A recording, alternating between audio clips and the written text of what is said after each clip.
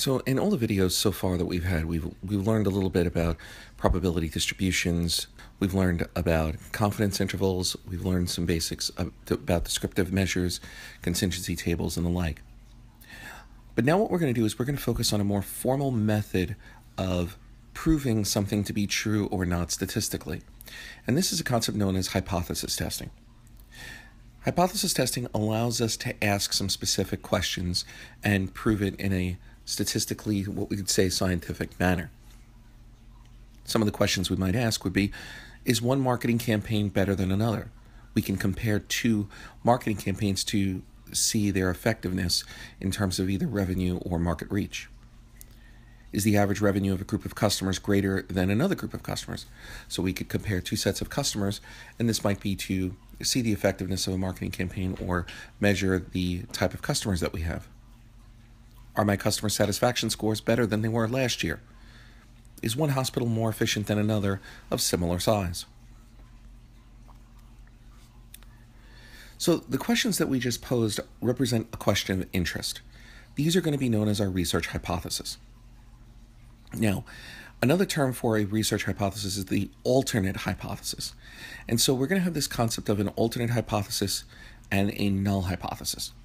So the alternate hypothesis is usually challenging an accepted belief for some current state, and it's the one that we're looking to obtain.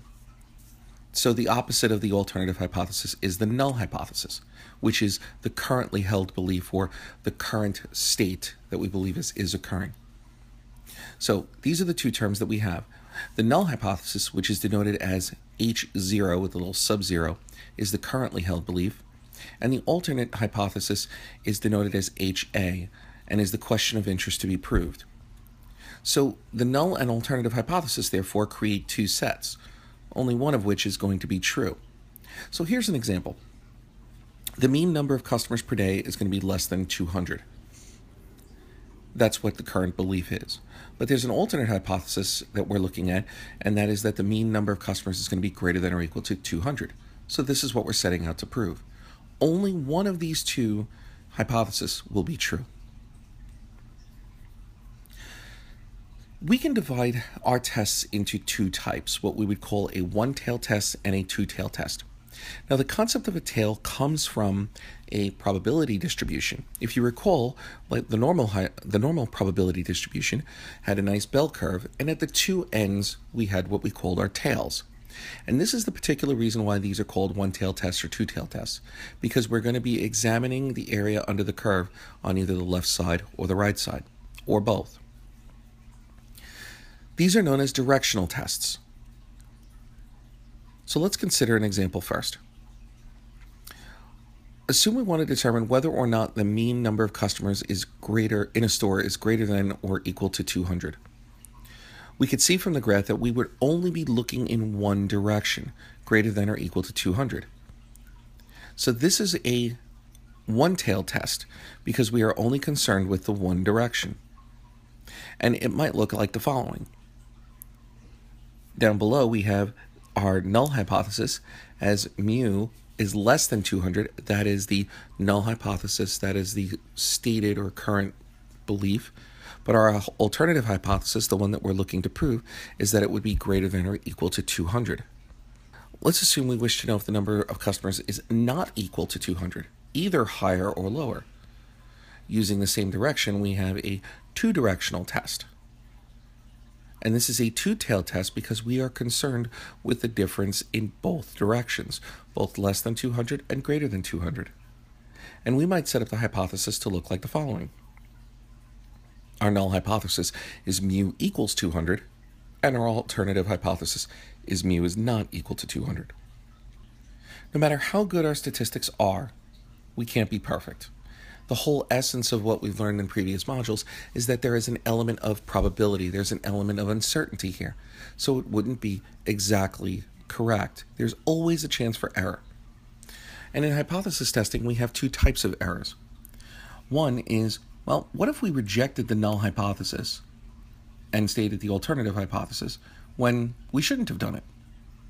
And this occurs when we found evidence that the alternative hypothesis appears to be correct, but in reality it was wrong. And this is known as type 1 error. And the other type of error is when we did not reject the null hypothesis because we didn't have enough evidence, but we should have. And this is known as type 2 error. And so there's a chart down at the bottom that basically shows this, is that we have, according to our statistics, we have evidence to reject the null hypothesis, but in reality, we shouldn't have done it because the null hypothesis is true. And so this would be considered a type 1 error, or what we call alpha. The second alternative is, again, like we said, where we did not have evidence to reject the null hypothesis, but in reality, the null hypothesis is not true and we should have rejected it. And this is what is known as type 2 error, or what is classified as beta. Our focus is going to be on type 1 error, and our goal is to minimize the amount of type 1 error. And this is what is known as the significance level. So we had spoken in previous modules about our confidence level that we had chosen of 95%. Well, that's pretty much what we're going to choose here. We could say that we wish to be 95% certain that our evidence will support our conclusion to reject the null hypothesis. And we would say that's a pretty good estimate. In academia, it's 95%. But we'll talk about later in other instances where we might want to adjust that confidence level or that significance level. So therefore, we set a significance level of 0.05, which we can interpret as a tolerance level. We can withstand 5% probability of being incorrect, and that is rejecting the null hypothesis when we shouldn't have. The larger the value of alpha, the more likely you will be to reject the null hypothesis. The accepted level of alpha is 0.05, but again, there are many reasons to move alpha in one direction or the other. And this is what's also known as the p-value. And we'll be having a lot of discussions about the p-value. And so while there are some pretty hefty statistical methods to determine significance, this is going to be the easiest one to determine significance from, because the p-value is a probability measure. When you run a statistical test, you're going to obtain a p-value, and we're going to see this extensively. This p-value is a number between 0 and 1. It represents the probability. And the easiest way to interpret this is as follows. The p-value is going to be your significance level. So in order to reject the null hypothesis, you must have a p-value that is less than your significance value. So if we have a p-value of 0.03 and our significance level is 0.05, then we can reject the null hypothesis, because it means that the probability of us having a type 1 error was 3%, and we said we could tolerate 5%. Another example might be if we have a p-value of 0.01, that means our probability of having a type 1 error is 1%. Using our significance level of 5%, which is 0.05, we could reject the null hypothesis.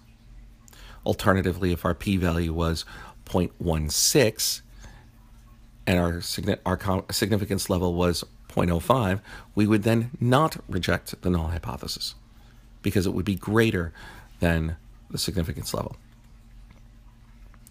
Now, here's a special note. We really should consider the p-value as a measure of risk with your significance level.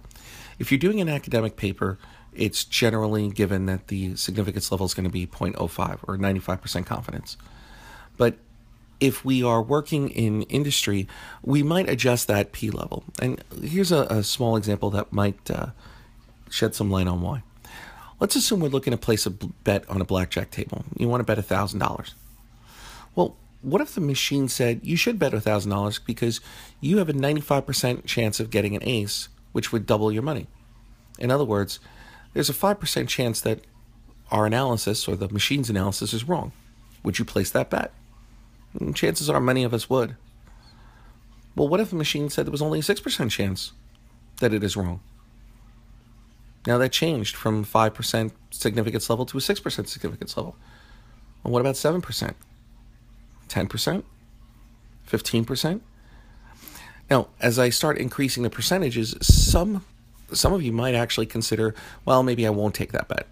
But others would say, I'll absolutely take that bet, because there is a level of risk involved. This goes back to our discussion of risk and uncertainty from a previous module. It depends on what it means to you, and it depends on the level of risk averse a person or a manager is.